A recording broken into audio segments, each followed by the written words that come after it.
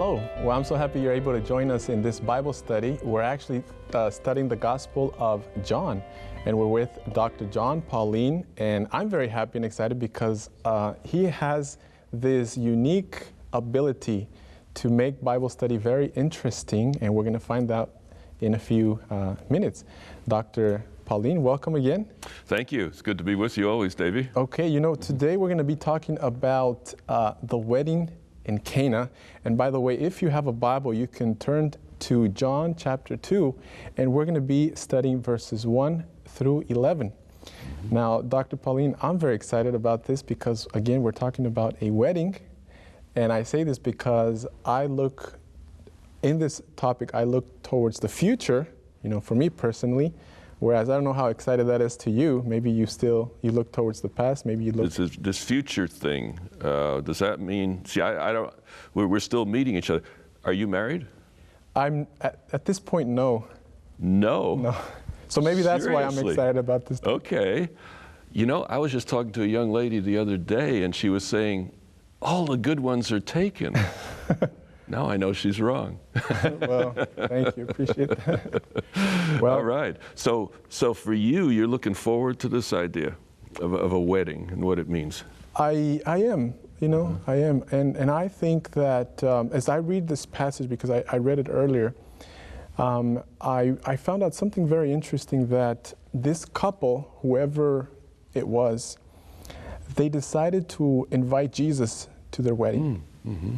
And I thought that was very interesting because if there is a Christian person out there who declines to invite Jesus to his or her wedding, or just does not have that good feeling for Jesus to be present there, then I think there's something wrong with that decision, because it's going to be a lifetime commitment. Without Jesus, I can just imagine how that marriage can turn out eventually.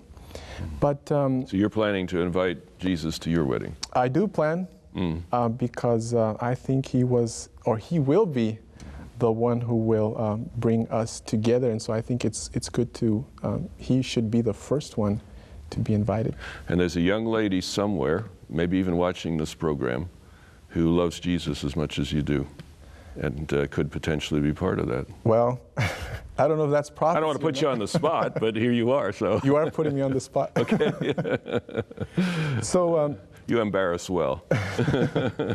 All right, then let's continue. Okay. So we have read that Jesus was calling his disciples, and by the time that Jesus and his disciples, we'll read that they were invited to the wedding. We find out that not all, at least the Bible does not say that all 12 were invited, but at least the first 5 who were called. And help me out here, I think it was Andrew, John, it was Peter and Philip, and then Nathaniel. So at least we know that 5 were present at the wedding. So I would like to know is, why would Jesus begin his ministry, is that correct? Or at least start performing his signs at a wedding? And what's the point of this story? Because you said earlier that the Gospel of John is a spiritual gospel. And so what's the spiritual, how can I say, what's the parable of this story, if you will? What's the meaning of it? Well, that's I think what we want to do in this program, definitely, because the synoptic Gospels, Matthew, Mark, and Luke, often tell the story to tell the story. And it happened, so here's the story. And the key might be a saying of Jesus that comes at the end of the story, or there might be a point that story leads to the next story, and it's following a progression. In the Gospel of John, as we saw at the beginning of this series, it's very selective. He says there's all kinds of stuff Jesus did, all kinds of miracles he did. Why does he pick this wedding? It's not casual, and there's a depth here. And in fact, I've taught as much as 9 hours on this passage. So there's a depth here, a spiritual depth that you wouldn't find in Matthew, Mark, and Luke. So we definitely want to get into that. And you mentioned 5 disciples. Another difference among the Gospels is Jesus doesn't emphasize the 12. For Matthew, Mark, and Luke, it's important that he chose 12. But he mentions 5 disciples in chapter 1, and then in 21, when he names them again, there's 7. You mean John doesn't emphasize? Yeah, in the Gospel of John, the 12ness of the disciples isn't emphasized. And so that would raise the question when you're looking at Matthew, Mark, and Luke, why is the 12 so important? And we might get to that a little later if we have time. Okay. Let's take a look at the passage itself. Why don't you start reading it for us, Pastor? And maybe I'll break in every so often to point some things out. On the 3rd day, there was a wedding in Cana in Galilee. Okay, just stop there for a sec. It's on the 3rd day. Yes. Now, remember, John is the one who's constantly marking off days and periods of time. So let's just file that away. That may not be as unimportant as it seems. We'll come back to it. Yeah. Okay. And the mother of Jesus was there. So not only the disciples and Jesus, but the mother of Jesus. Now both Jesus and his disciples were invited to the wedding. And when they ran out of wine, the mother of Jesus said to him, "They have no wine." Well, you see, there's an interesting point. Mother is there. Why is she there and Jesus both? Part of it is that Cana and Nazareth were almost like twin cities. So apparently people between these 2 towns knew each other quite a bit. So that's one piece of the background. Why does she care if the wine runs out? See, these are questions that come up, and I think they're intentional. I think they're placed in the story. The story's told in a way to evoke the reader's questions. So that's what we're going to do together. Go ahead. Keep reading. Jesus said to her, "Woman, what does your concern have to do with me? My hour has not yet come." His mother said to the servants, "Whatever he says to you, do it." Now there were set there 3 water pots of stone, according to the manner of purification of the Jews, containing 20 or 30 gallons apiece. Okay, let's stop there a minute. Would you want to carry one of these pots? It depends how heavy it is. How heavy are they? Well, 20 or 30 gallons. How much is a gallon? I would say 5, 6 pounds. Okay, that's close. I think it's 8 1/4, something like that. Okay. So if you have 20 or 30 gallons in one pot, that pot's going to weigh about 200 pounds with the water in it, not counting the stone. These are stone jars, 200 pounds of water in a stone jar. I don't think even Mr. Universe is going to carry these very far, you see. Just one pot. Yeah, these were not carrying pots. These were cisterns. In a place maybe where you don't have caves underground, you can use pots like this, a series of pots to collect rainwater from the roof. And the purpose of all this water was for Jewish ceremonies of purification. So John is sort of making the point here. The Jews were really concerned about purification at that time. So they had lots and lots of water for doing that.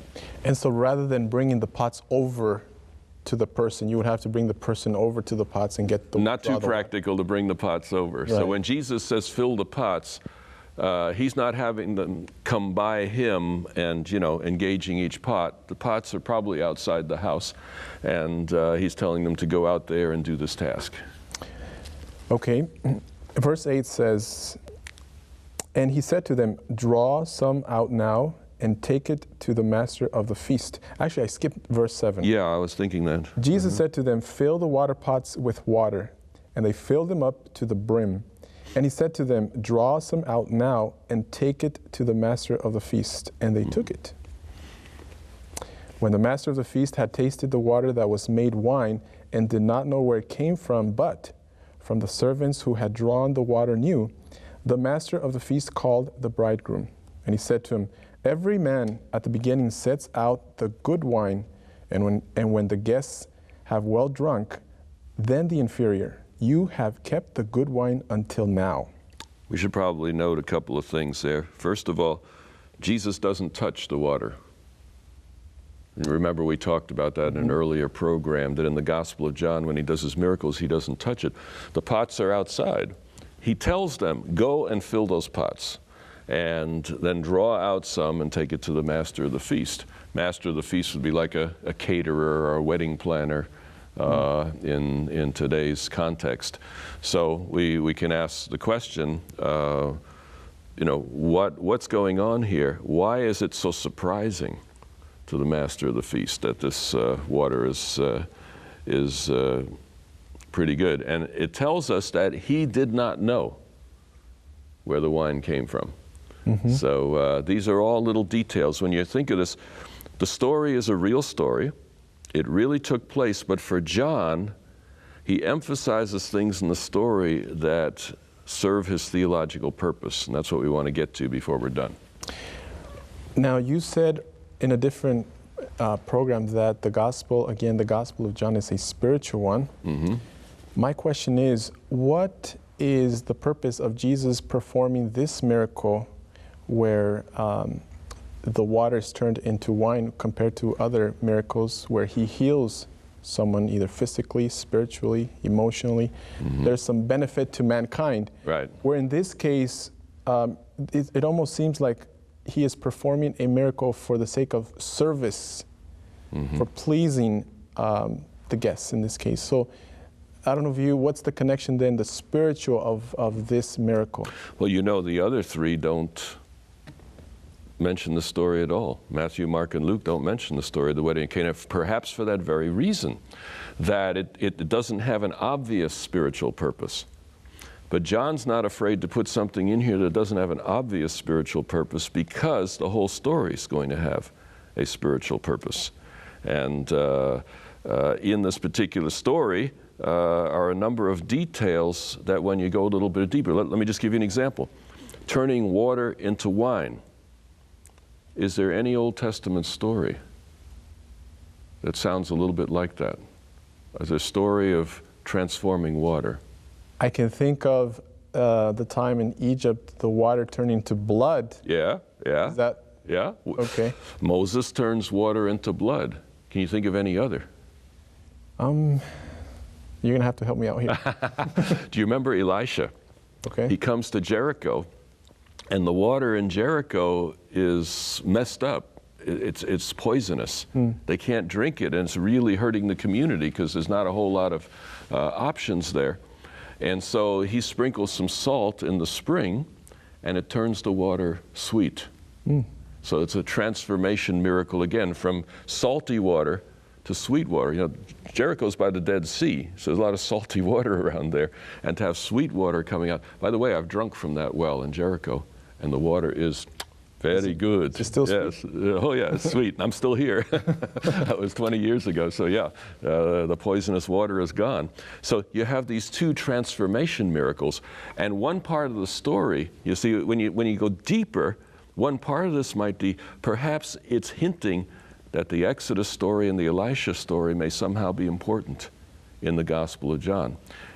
I'll give you another little key here.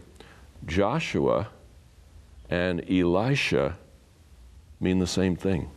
To us, they're totally different names, but Joshua means Yahweh is my Savior, or Jehovah is my Savior. Elisha means God is my Savior. Mm-hmm. So they're cognate names.